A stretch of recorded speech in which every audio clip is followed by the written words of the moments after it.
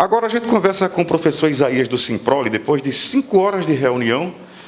Muita coisa foi debatida, muita coisa avançou, mas nada de uma decisão. Como vai ficar a situação dos professores que não aceitam o projeto já encaminhado pela Prefeitura a essa casa, porém não protocolado ainda. O professor Isaías representa aqui o Simprole, que é o Sindicato Municipal dos Professores. Professor, depois dessas 5 horas de debate, vereadores, Prefeitura e vocês, sai daqui com uma mudança na mente do que possa melhorar ou acha que não caminhou muito? Isso, assim, Gonçalo, muito obrigado pelo espaço, né? Então, depois desse tempo de discussões, né, até um momento até um pouco acalorada, devido aos questionamentos, e assim, a gente sai, né, com um sentimento de agradecimento pela discussão e tudo, porém, alguns pontos a gente também já até entende, até mesmo do projeto, a gente já, quando chegou, a gente já entende alguns pontos que a gente reconhece que está dentro da legalidade e tudo, porém, tem alguns pontos que a gente entende que vai ter, talvez, ali, abrir espaço para tirar alguns direitos, né, dos professores com relação à carreira, abrir um precedente, né, para que mais para frente não se dê realmente o reajuste no período correto e tudo. Mas, assim, o entendimento da gente, a gente, quando vem discutir, né, em benefício não só da categoria em si, de querer de toda forma, mas a gente veio embasado também em algumas questões jurídicas, trazendo algumas pautas. Então, a gente sai no sentimento que acredito que ainda dá para a gente construir. Vocês foram ouvidos, né? Deixaram que vocês debatessem, discutissem juntos essa situação. Isso, pois é. E assim, até no final, quando se encerra a audiência, né, a gente viu que foi aberta uma discussão maior com relação aos números. Então, é o que a gente espera, né? Porque assim, dentro da negociação, no primeiro momento, foi colocada uma proposta e não foi aberta, dizendo que teria uma negociação. A volta dos 2% que vocês queriam, porque está contemplado ali os 10%, resolveria o problema?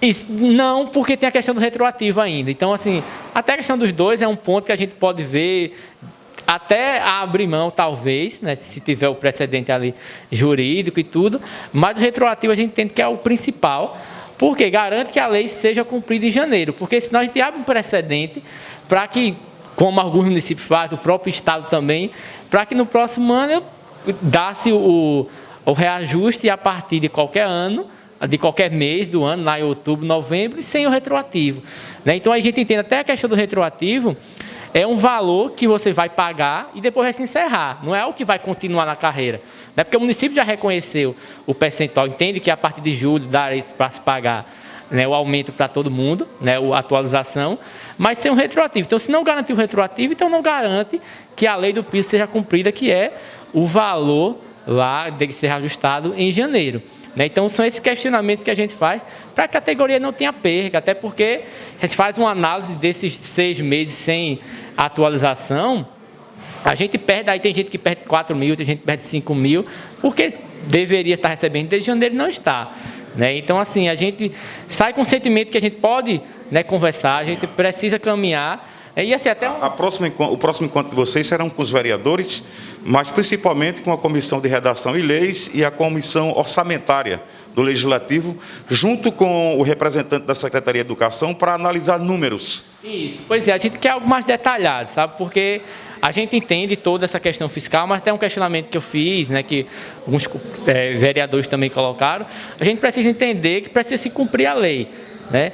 E para se cumprir a lei, o município, até como foi colocado, tem a lei de responsabilidade fiscal, só que a lei também diz que para se conseguir pagar o piso, precisa também se economizar de outra forma, né? Então, a gente sempre faz o questionamento, será que realmente está tendo essa diminuição? Será que o município está fazendo todo o esforço para diminuir ali os cargos, diminuir o valor que é pago, seja comissionado, seja contratos e tal, fazer a redução, enxugar a folha para que realmente possa cumprir. Porque a gente tem que entender, não é só a folha da educação, beleza, está lá mais de 70%, entendemos. Mas, claro, que pode sim economizar de um lado para poder pagar o que é de direito do servidor, principalmente com relação à questão do retroativo. E para que a gente não possa ter o precedente de perder a carreira, porque a partir do momento que diz que o município está acima do piso, mas devido à carreira, então, se a gente diz que todo professor já recebe, ou a maioria já recebe